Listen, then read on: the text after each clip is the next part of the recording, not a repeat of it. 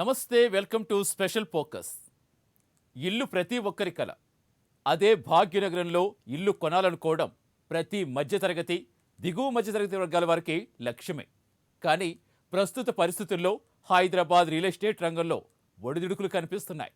దీనికి తోడు సర్కార్ రిజిస్ట్రేషన్, ఇతర ఛార్జీలు పెంచడంతో సామాన్యుడి సొంతింటి కల దూరమవుతోంది.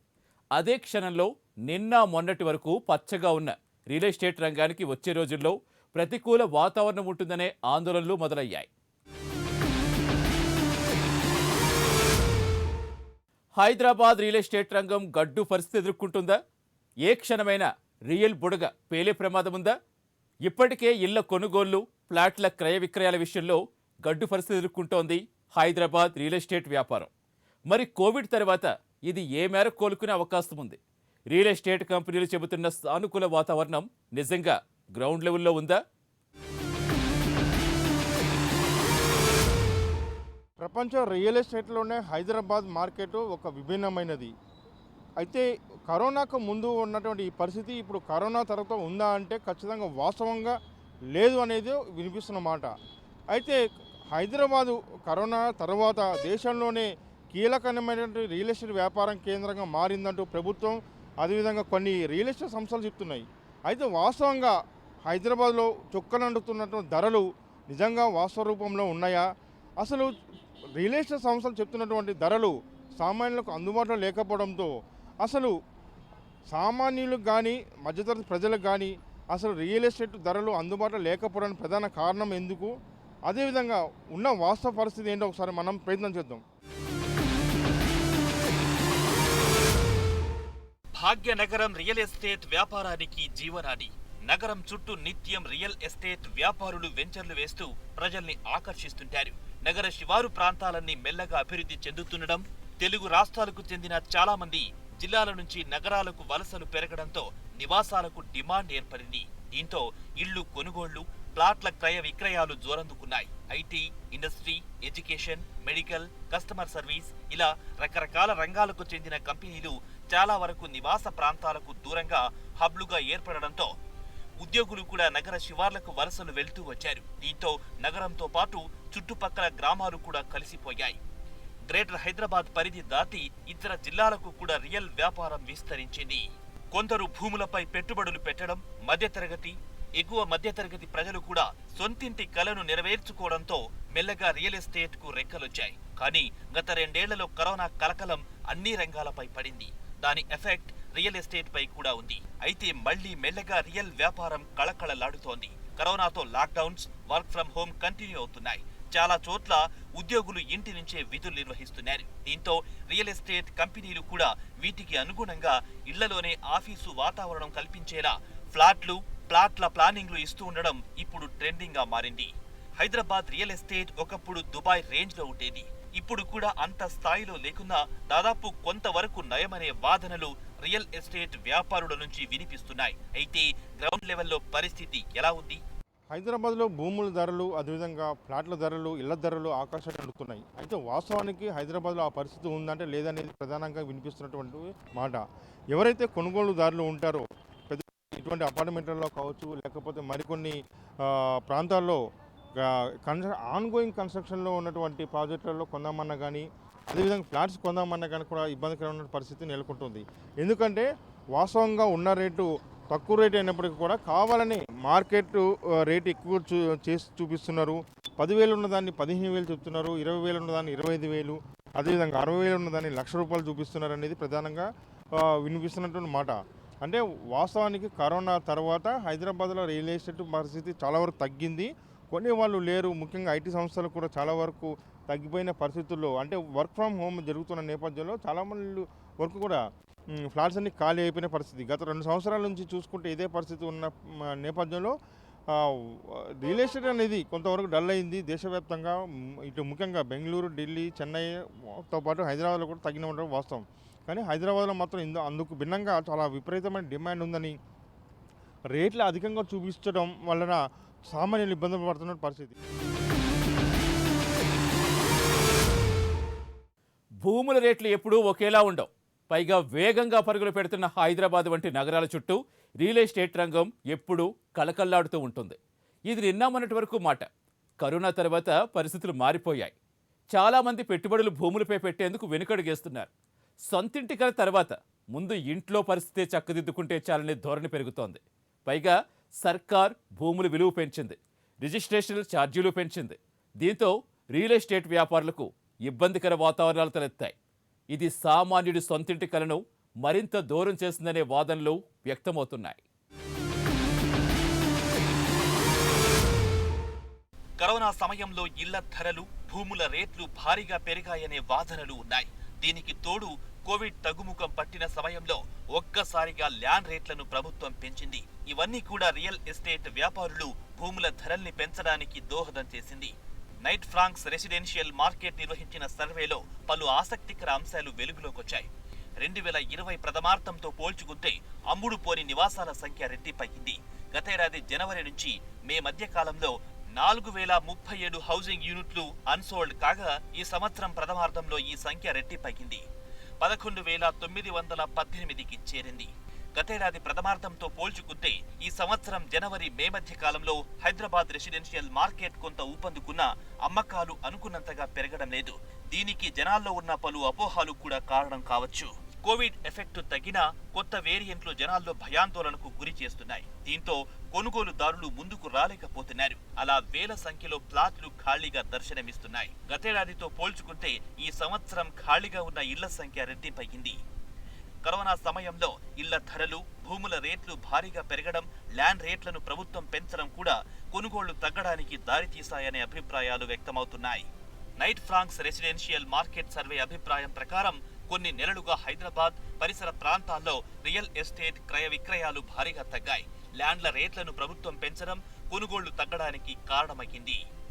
రిజిస్ట్రేషన్ ఛార్జీలు, స్టాంప్ డ్యూటీని పెంచడం వంటి చర్యల వల్ల అటు రియల్ ఎస్టేట్ కంపెనీలపైన, ఇటు ప్రజలపైన భారం పడుతోంది. 50 లక్షల రూపాయల నుంచి ₹1,00,00,000 పైగా ధర పలికే యూనిట్లకు మాత్రమే కొంతమేర డిమాండ్ ఉంది. అది కూడా లోయర్ గ్రోత్ రేటును నమోదు చేస్తోంది. అయితే కీలకమైన కమర్షియల్ స్పేస్ కొంత తగ్గినా అతి త్వరలోనే పుంజుకునే అవకాశాలు కనిపిస్తున్నాయని క్రెడాయికి చెందిన ప్రతినిధులు స్పష్టం చేస్తున్నారు. కరోనా పరిస్థితి తర్వాత కూడా దేశవ్యాప్తంగా హైదరాబాద్ రియల్ ఎస్టేట్ వ్యాపారం అత్యంత అద్భుతంగా ఉందని చెప్పని ఇటు వ్యాపారులు, అదేవిధంగా కొంతమంది కస్టమర్లు, కొనుగోలుదారులు చెప్తున్నారు.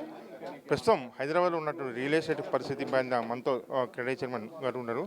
సార్, ప్రస్తుతం హైదరాబాద్లో ఉన్న రియల్ ఎస్టేట్ వ్యాపార పరిస్థితి ఎట్లా ఉంది? దేశంలో పోల్చుకుంటే మిగతా నగరాలతో హైదరాబాద్ ఎట్లా ఉంది?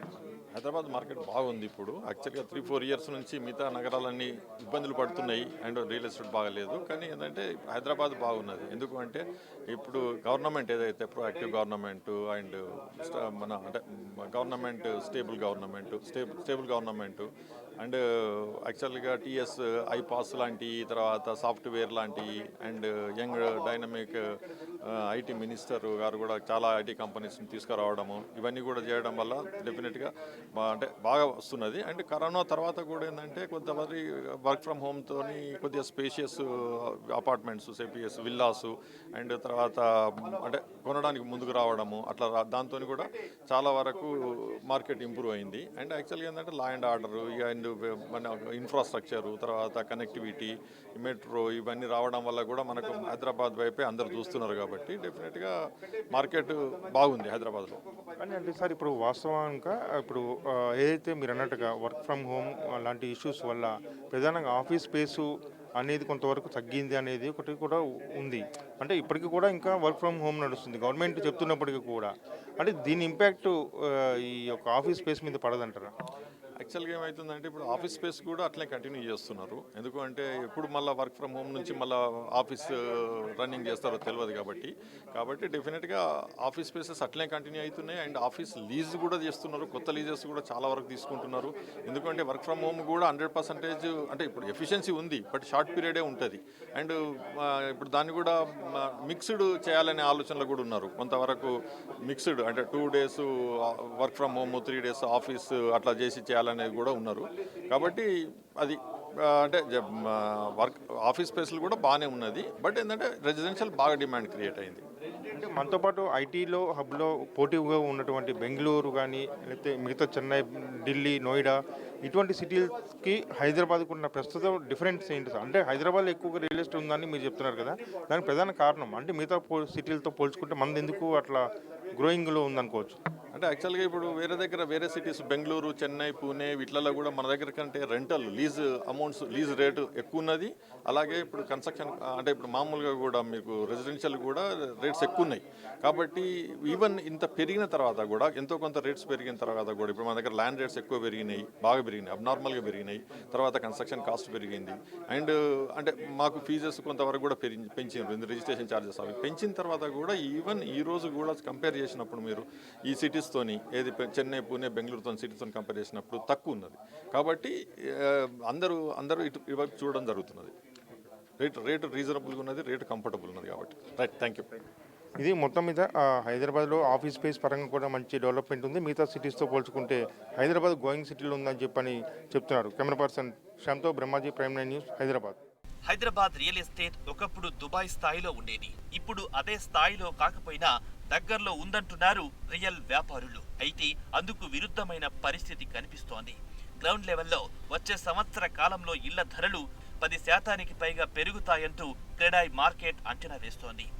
80% మంది గృహ యజమానులు ఈ దిశగా తమ అభిప్రాయాన్ని వ్యక్తం చేస్తోంది.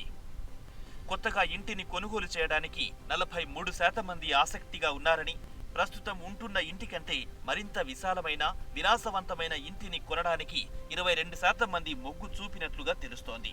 విద్య, వైద్య సదుపాయాలున్న ప్రాంతాలను 91% మంది ఎంపిక చేసుకోగా, పనిచేసే ప్రదేశానికి దగ్గరగా ఉండాలని 78% మంది కోరుకుంటున్నట్లు క్రెడాయ్ తెలిపింది. Welcome back to special focus.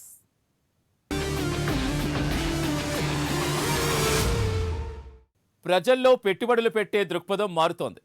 ఇది కూడా రియల్ ఎస్టేట్ భూమి కాస్త బబుల్లా మారేందుకు కారణమైంది.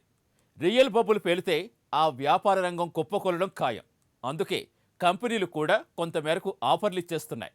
ఇదే సాకుతో కొన్ని ఊరు పేరు లేని కంపెనీలు అక్రమాలకు పాల్పడే అవకాశాలు ఉన్నాయి. రెరా రిజిస్ట్రేషన్స్ లేకుండా భూములు అమ్మేస్తున్నారు. కొన్నవారికి ఇబ్బందులు తప్పటం లేదు.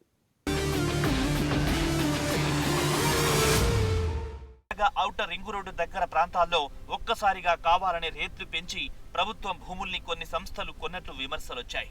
తమ వ్యాపారం కోసం మధ్యతరగతి ప్రజల కలల సాధనాల్ని దూరం చేసేలా ప్రభుత్వ నిర్ణయాలు ఉన్నాయనే విమర్శలున్నాయి. అందులో భాగంగానే కోకాపేట భూముల వ్యవహారం సాగిందనే ఆరోపణలున్నాయి. హైదరాబాద్లో రియల్ ఎస్టేట్ సంబంధించి వాస్తవ పరిధికి విరుద్ధంగా ఉన్న పరిస్థితుల నేపథ్యంలో ఇక్కడ ఉన్నటువంటి భూములను, ముఖ్యంగా ఔటర్ రింగ్ రోడ్డు పరిసర ప్రాంతాల్లో ఉన్నటువంటి భూముల ధరలు పెంచేందుకు ప్రభుత్వం ప్రభుత్వ రంగ సంస్థలను వాడుకున్న కూడా విమర్శలు వస్తున్నాయి.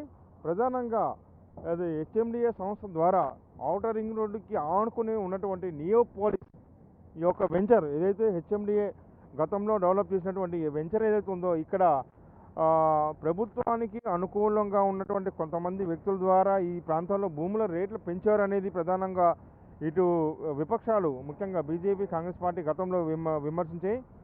ఏదైతే గత జూలై నెలలో జరిగినటువంటి ఈ వేలంపాటలో, ఈ కోకాపేట భూములకు సంబంధించినటువంటి వేలంపాటలో ఒక్కో ఎకరా దాదాపు 50 కోట్ల పలికినటువంటి పరిస్థితి.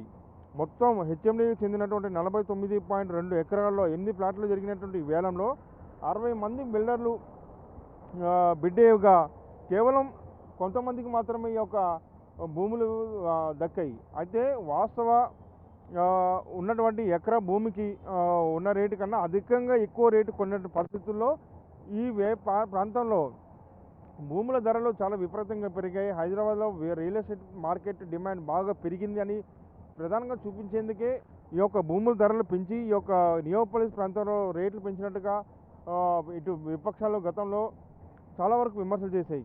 ప్రస్తుతం ఇక్కడ ఈ ప్రాంతంలో కన్స్ట్రక్షన్ సంబంధించినటువంటి నిర్మాణాలు కూడా జరుగుతూ ఉన్నాయి. ఇటు జేసీబీలు ప్రక్కన పెట్టి ఈ యొక్క ప్రాంతాన్ని అంతా కూడా చదును చేస్తున్నారు. మొత్తం మీద 82 కోట్లు పెట్టి ఈ యొక్క ప్రాంతాన్ని కూడా డెవలప్ చేస్తున్నటువంటి పరిస్థితి. ఎందుకంటే ఇక్కడ బిడ్లు తగ్గించుకుంటున్నటువంటి ప్రధానమైనటువంటి కంపెనీలు ఈ యొక్క వెంచర్లో భారీ ఎత్తున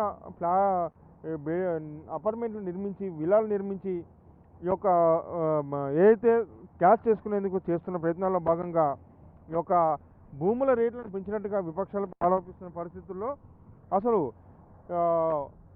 హైదరాబాద్ రియల్ ఎస్టేట్ మార్కెట్ అన్ని దేశంలో అన్ని ప్రాంతాల కన్నా ఇక్కడే ఎక్కువగా ఉందని చెప్పే ప్రయత్నం చేస్తున్నట్టుగా వస్తున్న విమర్శల్లో ఎంత నిజం ఉందో వేచి చూడాలి. కెమెరా పర్సన్ శాంతో బ్రహ్మాజీ, ప్రైమ్ 9 న్యూస్, హైదరాబాద్. ఇక గ్రేటర్ హైదరాబాద్ వ్యాప్తంగా భూముల అక్రమాలు పెరిగాయి. వీటి కారణంగా కూడా రియల్ ఎస్టేట్ వ్యాపారం పట్ల కొందరిలో భయాందోళన నెలకొన్నాయి. Real estate regulatory authority RERA registration లేకుండా ఉన్న సైట్లను కొనొద్దని అన్ని చెక్ చేసుకోవాలంటున్న వాళ్ళు ఉన్నారు. కోవిడ్ ముందు కోవిడ్ తర్వాత అని చెప్పాలంటే చాలా వరకు సమాధానం నెగిటివ్ ఉండొచ్చు వేరే దగ్గర. బట్ హైదరాబాద్లో మాత్రం కోవిడ్ కంటే ముందు కోవిడ్ తర్వాత చాలా పెరిగింది. ఈవెన్ కోవిడ్ టైం లోపల 40% of the new launches are from Hyderabad అని చెప్పేసి రిపోర్ట్ కూడా వచ్చింది. ఎందుకంటే అప్పుడు గవర్నమెంట్ ఒక స్పెషల్గా ఒక ఇన్సెంటివ్ ఇచ్చిందనమాట. పర్మిషన్స్ కానీ అప్లై చేసినప్పుడు రిలీజ్ చేసేటప్పుడు ఇన్స్టాల్మెంట్స్లో పే చేసుకోవచ్చు అనే అవకాశంతో దాదాపుగా కొత్త వెంచర్స్ చాలా పర్మిషన్ తీసుకోవడం జరిగింది. ఆ తర్వాత లాంచెస్ అయి ఉన్నాయి. సో ఇప్పుడు ఈవెన్ పాండమిక్ కంటే ముందు కూడా మన ప్రైసెస్ కూడా పెరగడం జరిగింది, సేల్స్ కూడా పెరుగున్నాయి. బట్ ఓవరాల్గా it's a positive market. Even Covid కంటే ముందు కంటే కూడా ఇప్పుడు రియల్ ఎస్టేట్ మార్కెట్ చాలా బాగుంది. ఓవరాల్గా కూడా ఇంకా మేము కమింగ్ 5 years లోపల ఇంకా గ్రోత్ ఎక్స్పెక్ట్ చేస్తున్నాం. ఇప్పటివరకు మనము ఓవరాల్గా మార్కెట్ లోపల ఒక ఐటీ మీదనే డిపెండ్ కావడం జరిగింది. బట్ ఇప్పుడు ముందు రాబోయే తరాలలో now the industry has to think in a different angle అనమాట. నేను చాలాసార్లు చెప్తుంటాను స్పెసిఫిక్గా. సో ఇప్పుడు మనకి ఎప్పుడు కూడా ఎవ్రీ టైమ్లో market has focused on the top 30 segment అనమాట. అప్పర్ లీగ్ లోపలనే చేస్తుంది. మనకి అనుకోకుండా వచ్చిన అవకాశాలు మ్యానుఫ్యాక్చరింగ్ క్లస్టర్స్ చాలా ఇన్వెస్ట్మెంట్స్ వచ్చినాయి. 2 లక్షల కోట్ల పైన ఇన్వెస్ట్మెంట్స్ వచ్చినాయి. కాబట్టి దీంట్లో నుంచి ఉపాధి అవకాశాలు, ఉద్యోగ అవకాశాలు నెక్స్ట్ 2-3 years లోపల చాలా వస్తాయి. So these are the people who are into mid segment అనమాట. Now this the demand is going to be like వచ్చే 3-4 సంవత్సరాల తర్వాత నుంచి కూడా మనకు మేజర్గా అంతా కూడా మిడ్ సెగ్మెంట్ లోపల ఉంటుంది. అంటే ఒక 50 నుంచి 60 లక్షల లోపల కంటే తక్కువ ఉండే అపార్ట్మెంట్స్ కానీ ఇండ్లకు కానీ చాలా డిమాండ్ ఉంటుంది. Now the industry has to focus on that. గత 6-7 yearsలో హైదరాబాద్ గ్రోత్ రేట్ బాగుంది. దీన్ని బేస్ చేసుకొని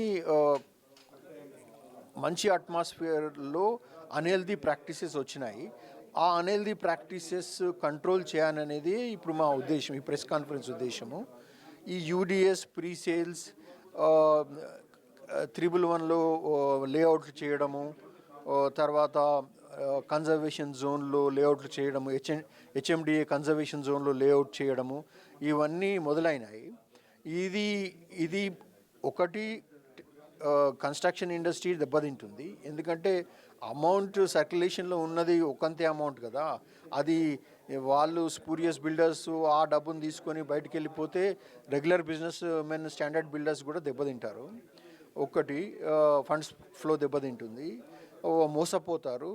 అండ్ హెల్దీగా healthy industry real estate construction ఇండస్ట్రీలో ఉన్న రెస్పెక్ట్ అవన్నీ పోతాయి.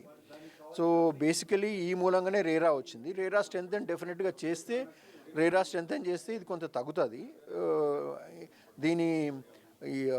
కొంత ఇన్స్పెక్షన్స్ ఎక్కువ చేయాలి, రేరా స్ట్రెంథెన్ చేసేసి దీన్ని కంట్రోల్ చేయవచ్చు అనేది నా ఉద్దేశం. చాలా మంది రేరా అనుమతి పొందని ప్రాపర్టీలను కూడా అమ్మేస్తుంటారు. ఇలాంటి వాటి వల్ల కస్టమర్లు మోసపోయే అవకాశాలున్నాయి. Confederation of real estate developers association of India CREDAI పేరుతో పలు అవగాహన కార్యక్రమాలు నిర్వహిస్తుంటోంది. UDS, pre launch, pre sales ప్రాపర్టీలు కొనుగోలు చేయడం వల్ల కలిగే నష్టాల గురించి జనానికి అవగాహన కలిగించేందుకు బీ సేఫ్ బీ ష్యూర్ పేరుతో క్రెడాయ్ ప్రతినిధులు అవగాహన కార్యక్రమాలను ప్రారంభించారు. వర్క్ ఫర్ హోమ్ ఉంది కాబట్టి అందరూ, అంటే ఇప్పుడు రియల్ ఎస్టేట్ బాగుంది ఇక్కడ హైదరాబాద్లో బాగుంది. అంటే వర్క్ ఫర్ హోమ్ కాబట్టి అందరికి ఒక ఓన్ ఇల్లు ఉండాలనేది ఒక కాన్సెప్ట్లో రియల్ ఎస్టేట్ ఈ 2 years నుంచి బాగుంది. కాకపోతే ఏమైందంటే ఈ ఫ్రీ లాంచ్లో ఫర్ ఎగ్జాంపుల్ ఎక్కడో కొంపల్లి ఉందనుకోండి, కొంపల్లిలో రెగ్యులర్ బిల్డరు కరెక్ట్ పర్మిషన్స్ ఉండి రెరా పర్మిషన్స్ ఉండి వాళ్ళు ఒక 4,500 నుంచి 5,000 అమ్ముతారు. కొంపల్లి దాటి జస్ట్ ఒక 1 kilometer దాటిన తర్వాత ఈ ఫ్రీ లాంచ్ అని చెప్పేసి ఆయన 2,500 నుంచి 3,000 పెడుతున్నారు. జనాలు ఏమనుకుంటున్నారు అంటే అయ్యో ఒక 1,500 రూపాయలు వస్తుందని ఒక ఆశతోటి వాళ్ళు అక్కడ పోతున్నారు. వాళ్ళకి రెరా లేదు, పర్మిషన్స్ లేవు, అన్డివైడ్ షేర్లో ల్యాండ్ తీసుకోవడము, జనాలని మోసం చేయడం, ఇవన్నీ ఇప్పుడు అన్ని ఒక మేడ్చల్ వైపు అని కాదు, అన్ని రూట్లో హైదరాబాద్ నలుమూలల్లో ఇది జనాలకు పాపం వాళ్ళ మధ్యతరగతిలో వాళ్ళకి ఏముంది, ఓ 1000 రూపాయలు దొరికితే నాకు 10 లక్షలు వాళ్ళకి అఫోర్డ్ చేయడానికి కూడా కావాలి కాబట్టి ఒక 30 లక్షలకే ఫ్లాట్ వస్తుందని ఆశకు పోతున్నారు. కానీ అక్కడ ఇంకొక ఇట్లనే కంటిన్యూ అయితే ఒక 6 months లోపల అందరికి తెలుస్తుంది, జనాలకు కూడా తెలుస్తుంది మోసపోయినామని. ఆ మోసపోవద్దు అనే దానికి అవేర్నెస్ ప్రోగ్రామ్ ఇది. Telangana real estate regulatory authority TS RERA వద్ద రిజిస్టర్ అయ్యే భూములను కొనడం వల్ల భవిష్యత్తులో ఇబ్బందులుండవు. యూడిఎస్ ప్రాపర్టీలను అతి తక్కువ ధరలకు అందిస్తున్నామంటూ చాలా మంది మోసం చేస్తుంటారు. కరోనా తర్వాత కూడా మిగతా నగరాలతో పోల్చితే మన సిటీలో రియల్ ఎస్టేట్ వ్యాపారులు కొంత ఉత్సాహంగానే ఉన్నారు. అయితే ఇదే అదునుగా కొందరు ప్రీ సేల్స్, ప్రీ లాంచ్ పేరిట ఫ్లాట్స్ ను అంటగడుతున్నారు. కాబట్టి పెట్టుబడికి భద్రత కలిగేలా అక్రమాస్తుల పట్ల అవగాహనతో కస్టమర్లు మసులుకోవడం అత్యవసరం. ప్రస్తుతం హైదరాబాద్లో ఉన్నటువంటి రియల్ ఎస్టేట్ పరిస్థితుల నేపథ్యంలో అంటే కోవిడ్ తర్వాత హైదరాబాదు మిగతా నగరాలతో పోల్చుకుంటే చాలా బెటర్గా ఉందని చెప్తున్నారు. ప్రస్తుతం దీని మీద క్రెడై తెలంగాణ ప్రెసిడెంట్ మురళీకృష్ణారెడ్డి గారు, సార్ ఇప్పుడు హైదరాబాద్ చూస్తే అంటే ముఖ్యంగా డొమెస్టిక్ పరంగా చూస్తే అంటే కమర్షియల్ స్పేస్ పక్క పెడితే ఏదైతే నివాస గృహాలు రెసిడెన్షియల్ సంబంధించినటువంటి వాటిలో చూస్తే ఎట్లా ఉంది హైదరాబాద్ పరిస్థితి? సార్ చాలా మంచి క్వశ్చన్ అడిగారు సార్. ఇప్పుడు పాండమిక్లో ప్రతి ఒక్కరు వర్క్ ఫ్రమ్ హోమ్ అనే కాన్సెప్ట్ ఎప్పుడైతే మల్టీనేషనల్ కంపెనీస్ అన్నీ తీసుకొచ్చినాయో ప్రతి ఒక్కరు వారి సొంత ఇంటి కళ నెరవేర్చుకోవాలి. మాకు సొంతంగా మేము ఇన్ని రోజులు కష్టపడ్డ దాన్ని ఇన్వెస్ట్ చేసి మేము కూడా మా సొంత ఇంటి కళ తీసుకోవాలి, మేము ఒక సొంత ఇల్లు లేకుంటే ఒక సొంత ఫ్లాట్ అనేది. దాని మూలంగా రెసిడెన్షియల్ డిమాండ్ అనేది హైదరాబాద్లో విపరీతంగా పెరిగింది. ప్రతి ఒక్కరు వారికి ఇది దీంట్లో ఇప్పుడు వర్క్ ఫ్రమ్ హోమ్ అనేది అంటే చాలామంది మీద రెసిడెన్షియల్ డిమాండ్ పెరగడానికి ముఖ్య కారణం వర్క్ ఫ్రమ్ హోమ్. ఇప్పుడు దాంట్లో కమర్షియల్ కొంతకాలంగా స్తబ్దత ఏర్పడింది. దాన్ని కూడా మళ్ళీ ఇప్పుడు January 1 నుంచి అనుకుంటున్న మల్టీనేషనల్ కంపెనీస్ అని కూడా మళ్ళీ రిక్వెస్ట్ చేయడం జరిగింది. వర్క్ ఫ్రమ్ ఆఫీస్ అని చెప్పేసి ఒక కాన్సెప్ట్ వచ్చేసింది.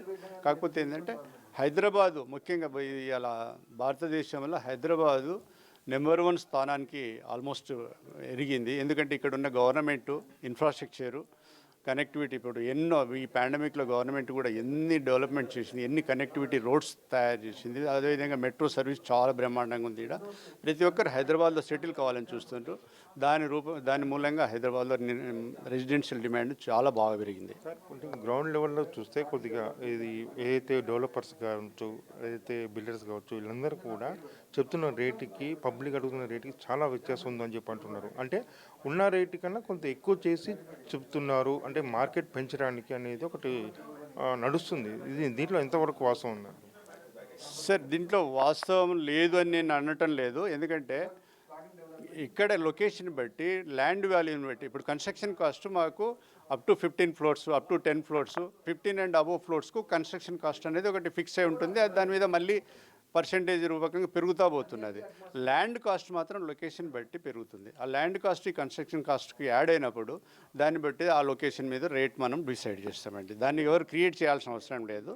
లొకేషన్ బట్టి స్క్వేర్ ఫీట్ ఎంత అనేది మనకు తెలిసిపోతుంది. మీరు అన్నట్టు వాస్తవం సార్. కాకపోతే లొకేషన్ బట్టి ఉంటుంది. అంటే గచ్చిబౌలిలో ఒక రేటు ఉంటుంది, తర్వాత పటాన్చెరు ఒక రేటు ఉంటుంది, ఎల్బీ నగర్ ఇంకో రేటు ఉంటుంది, కోర్ ఏరియాలో ఇంకో వేరేగా ఉంటుంది. కానీ అన్నిటికీ కూడా ఒకటే రేటు చెప్తున్నారు అనేది ప్రధానంగా ఉన్నది. అంటే పబ్లిక్ నుంచి వస్తున్న ఫీడ్బ్యాక్ దీని మీద ఎట్లా అంటారు? అన్నింటికి ఒక రేట్ అంటే అది మోసపూరితమైన రేట్ అండి. అది ప్రీ సేల్స్ చేసి ఏదో చేసి పబ్లిక్ను ఈ మధ్యకాలంలో చాలా దారి మళ్ళిస్తున్నారు. దానికి మోసపోవద్దు. పబ్లిక్ అందరూ కొద్దిగా అంటే కళ్ళు తెరుచుకొని ప్రాక్టికల్గా ఆలోచన చేయండి. నేను రిక్వెస్ట్ చేస్తున్నది అంటే ప్రాక్టికల్గా ఎందుకు వీళ్ళు ఇంత తక్కువ రేటుకి ఇస్తున్నారు, ఇది పాజిబిలిటీ ఏ విధంగా ఉంది, వీళ్ళు కట్టగలుగుతారా, దీన్ని మాత్రం పబ్లిక్ ఆలోచన చేసి మోసపోవద్దని చెప్పేసి రిక్వెస్ట్ చేస్తున్నా. అదేవిధంగా గవర్నమెంట్ను కూడా రిక్వెస్ట్ చేస్తున్నా. సార్, ఇటువంటి మోసాలు మన హైదరాబాద్లో పర్టికులర్గా తెలంగాణ వచ్చిన తర్వాత, మీ గవర్నమెంట్ వచ్చిన తర్వాత చాలా సంతోషంగా ఉన్నారు. ఎలాంటి లా అండ్ ఆర్డర్ ప్రాబ్లం లేకుండా గవర్నమెంట్ ఇలా హైదరాబాద్ చాలా సంతోషంగా ఉన్నది. ఇటువంటి దాంట్లో పబ్లిక్ను మోసపోయి కొంతమంది మోసగాళ్ళు ఇటువంటి ప్లాన్లు చేసి మోసపోస్తున్నారు. ఈ మోసాలను మీరు కంట్రోల్ చేసి ప్రజలకు న్యాయం చేయండి. ఈ మోసమైన పబ్లిక్ మేము రిక్వెస్ట్ చేస్తున్నాం, కళ్ళు తెరుచుకొని మీ డబ్బులు మీరు, అతను మాత్రం ఎట్టి పరిస్థితుల్లో ప్రాజెక్ట్ చేయలేడు, మీ డబ్బులు మీరు డిమాండ్ చేసి వాపస్ తీసుకొచ్చి ప్రభుత్వ దృష్టికి తీసుకెళ్ళండి. మీ డబ్బులు మీరు మళ్ళీ తిరిగి న్యాయపరంగా ఒక బిల్డర్ బ్యాక్గ్రౌండ్ చూసి అతను ఆ ప్రాజెక్ట్ చేస్తాడన్న దగ్గరనే మీరు ఇన్వెస్ట్ చేసి మీరు నిజంగా మీ సొంత ఇంటి కళను నెరవేర్చుకోండి. ఇది మొత్తం మీద ఏదైతే మొత్తం దేశవ్యాప్తంగా మిగతా నగరాలతో పోల్చుకుంటే హైదరాబాద్ మంచి పరిస్థితుల్లో ఉందని చెప్పని, అదేవిధంగా వివిధ ప్రాంతాల్లో ఉన్నటువంటి రేట్లు డిఫరెన్స్ చూసి, అదేవిధంగా రేరాకు సంబంధించినటువంటి అప్రూవల్స్ చూసి ఖచ్చితంగా ఏదైతే కొనుగోలు చేయాలని చెప్పని క్రెడై తెలంగాణ ప్రెసిడెంట్ మురళీకృష్ణారెడ్డి గారు చెప్తున్నారు. కెమెరా పర్సన్ శ్యామ్తో బ్రహ్మాజీ, ప్రైమ్ 9 న్యూస్, హైదరాబాద్.